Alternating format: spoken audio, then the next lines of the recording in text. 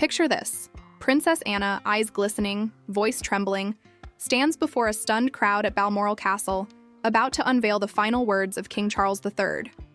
His last wish, a secret so heavy it could shatter the monarchy. The tension's thick. The stakes are sky high, and Anna's barely holding it together. This isn't just royal drama, it's a bombshell that's rocking the world. Let's dive in. It's April 2025, and the British royal family's in chaos. King Charles III passed away last month after a quiet battle with cancer. Details hushed up until the end. The official story? He died peacefully at 76, surrounded by family. But whispers started leaking out of Balmoral, the Scottish retreat where he spent his final days. Something big went down, and Princess Anna, the king's sister, is at the center of it. She's the one who's been tasked or maybe forced to spill the truth. Anna's not your typical royal. She's 74, tough as nails, and known for keeping it real. No frills, no nonsense. Just straight talk and a work ethic that's carried her through decades of public life. She was close to Charles, closer than most realized. They shared late-night calls, private jokes, and a bond forged through years of royal duty. So when she stepped up to that podium yesterday, April 7th, 2025, everyone knew this wasn't just another speech. Her face said it all. Pale, drawn, fighting back tears.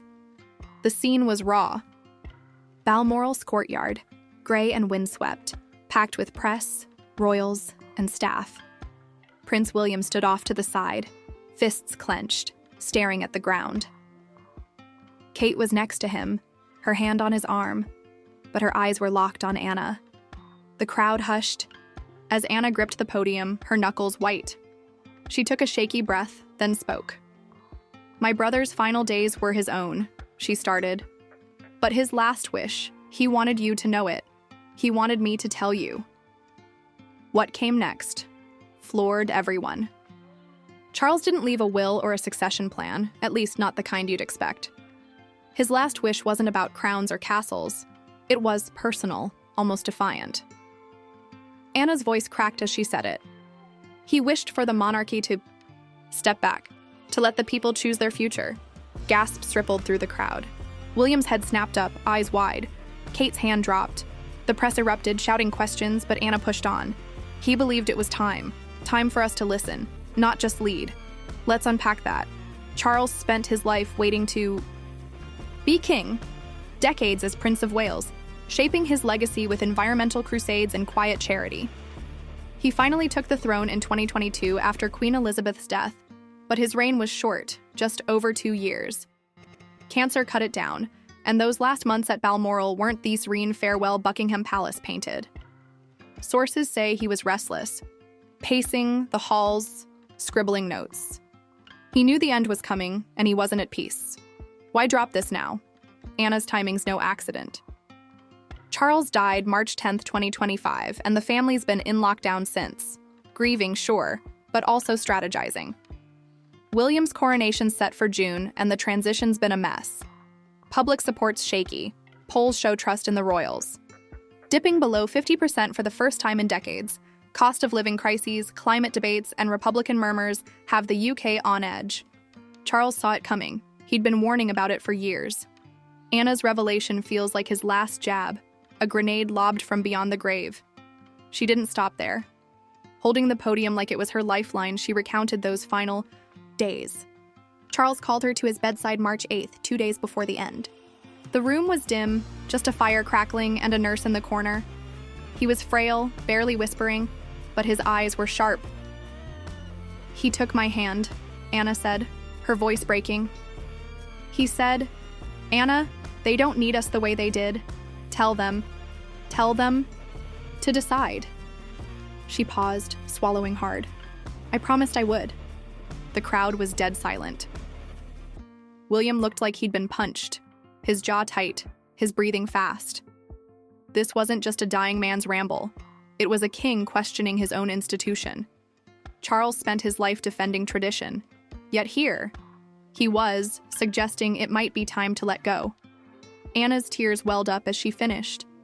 "He loved you all," she said. "He wanted you to have a voice." Then she stepped back, hands shaking, and the chaos broke loose. Reporters swarmed, but security hustled Anna inside. William stormed off, Kate trailing him. X lit up within minutes. Charles' last wish trending worldwide. Posts ranged from "End the monarchy now" to "He's lost it. Royals forever." Clips of Anna's speech hit 10 million views in hours. The BBC cut to analysts, but no one could agree. Was this real? A plea for reform? Or just grief talking? Let's rewind. Charles wasn't some radical. He was old school, hunts, horses, and handwritten letters. But he was also a thinker, obsessed with the future.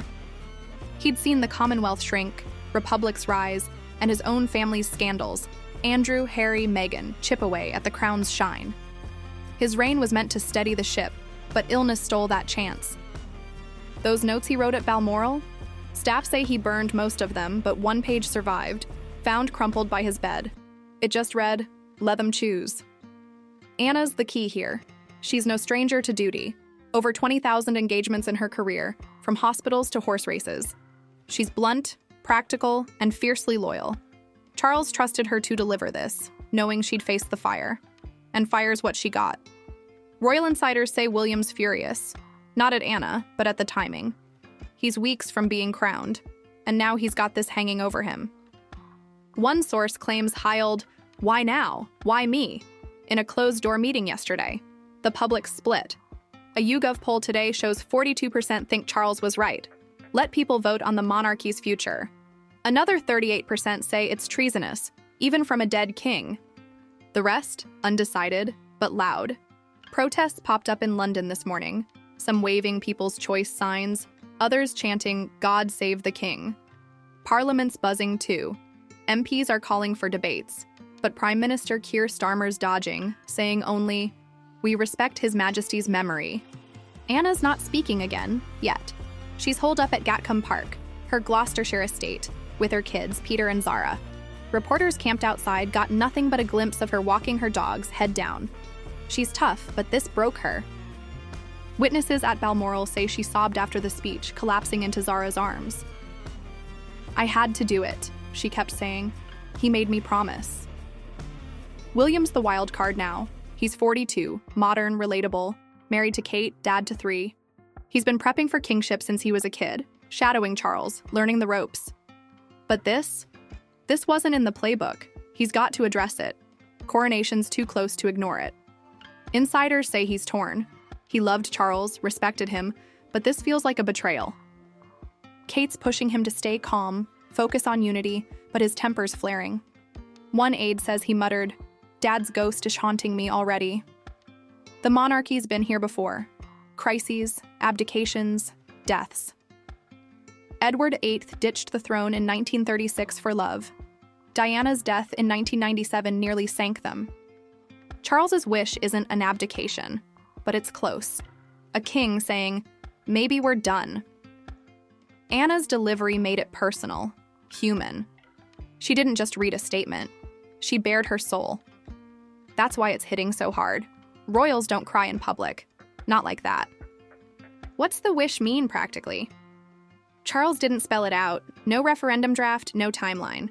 Was it a suggestion? A command? Anna's version, "Let the people choose." Sounds like a call for democracy, but it's vague enough to twist. Some say he meant slimming the monarchy, cutting costs, not ending it. Others think he saw the writing on the wall. Republicanism's growing, especially in Scotland and Wales. Anna's not clarifying. She's letting it burn. The press is ruthless. Tabloids scream, "King's betrayal," while broadsheets dissect Charles's psyche. The Sun claims he was delirious, doped up on painkillers. The Guardian argues it's his legacy, proof he cared more for people than power. X's a cesspool. Off-takes. One viral thread with 80K likes calls Anna the bravest royal since Diana.